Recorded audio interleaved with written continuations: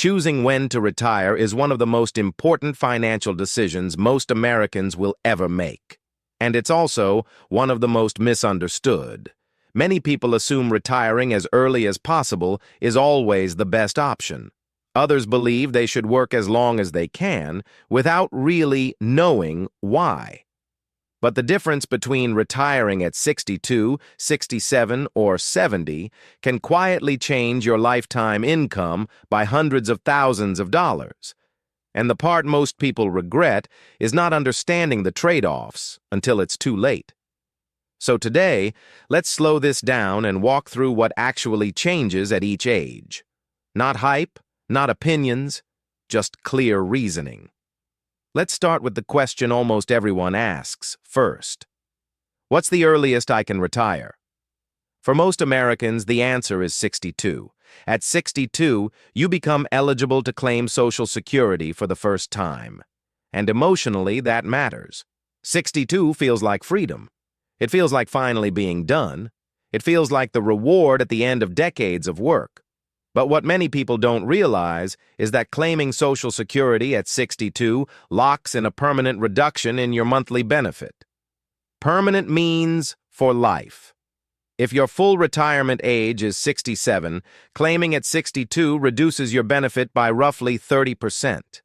That reduction doesn't go away later. It doesn't reset. It follows you for the rest of your life.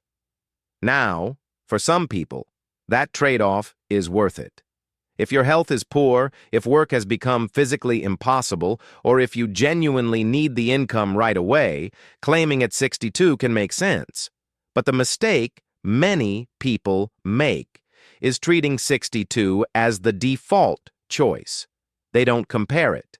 They don't run the numbers. They just take it because it's available. And that's where regret often begins. Now let's talk about 67. For many Americans, 67 is considered full retirement age. This is the age where you're entitled to 100% of your calculated Social Security benefit. No reduction, no penalty. If you claim at 67 instead of 62, your monthly benefit is significantly higher. But more importantly, your income becomes more stable. That higher monthly amount creates a stronger foundation for retirement. It gives you more flexibility, more breathing room, and more protection against rising costs later in life. This is why many people look back and say they wish they had waited until full retirement age. Not because they loved working longer, but because they underestimated how long retirement really lasts. Now let's look at 70. This is the option almost no one talks about early enough. If you delay Social Security beyond full retirement age, your benefit increases by about 8% per year until age 70. That means if your full retirement age is 67, waiting until 70 can increase your monthly benefit by roughly 24%. That's a large, guaranteed increase. And unlike the stock market, this increase is not volatile. It doesn't depend on timing. It's built into the system. But here's where people get confused. Waiting until 70 does not mean you have to keep working full-time until 70. It simply means you delay claiming benefits. Some people work part-time. Some use savings temporarily. Some structure their retirement income strategically. The real question is not, can I retire at 62? The real question is, how long will I need income? Because retirement is not a short phase of life anymore. For many Americans, retirement lasts 20, 30, sometimes even 40 years. And this is where lifetime income matters more than early freedom. Let's look at this from a longer perspective. Imagine two people with identical Social Security benefits at full retirement age. One claims at 62. The other waits until 70.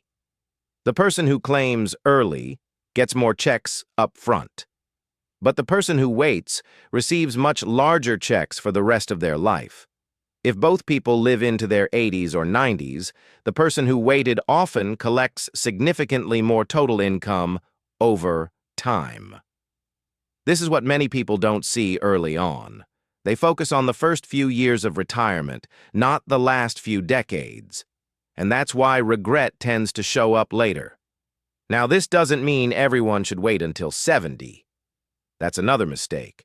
There is no single best age for everyone. The right decision depends on three main factors: health, longevity, and financial flexibility. If you have reason to believe your lifespan may be shorter than average, claiming earlier may be reasonable. If you have strong family longevity, waiting becomes much more valuable. If you have other income sources like savings, pensions, or part-time work, you gain flexibility. But if Social Security will be your primary source of income, locking in a lower benefit early can quietly increase financial stress later. This is why so many people say they didn't regret retiring early. They regretted claiming benefits early. Those are two different decisions. You can stop working without locking in a reduced benefit. Now let's talk about something else people miss: inflation. Social Security benefits are adjusted for inflation, but those adjustments are based on your benefit amount. A larger base benefit means larger inflation adjustments over time. That matters a lot when you're in your 70s or 80s. A smaller benefit adjusted for inflation still stays smaller. A larger benefit adjusted for inflation keeps more purchasing power. This is another reason why delaying benefits can provide long-term stability. Now let's talk about regret. Most people who regret their Social Security decision don't regret it in the first 5 years. They regret it later. When healthcare costs rise, when savings shrink faster than expected, when longevity becomes a reality instead of a concept, that's when the monthly check matters most. So how should you think about this decision? Not as a single age choice, but as a strategy. Ask yourself, how long do I realistically expect to live? What income sources will I have besides Social Security? How much flexibility do I want later in life? And most importantly, am I choosing this age because it's convenient or because it actually fits my long-term plan? Retirement planning isn't about winning early. It's about not running out later. And this is why so many Americans wish they had slowed down and understood these trade-offs before making a permanent decision.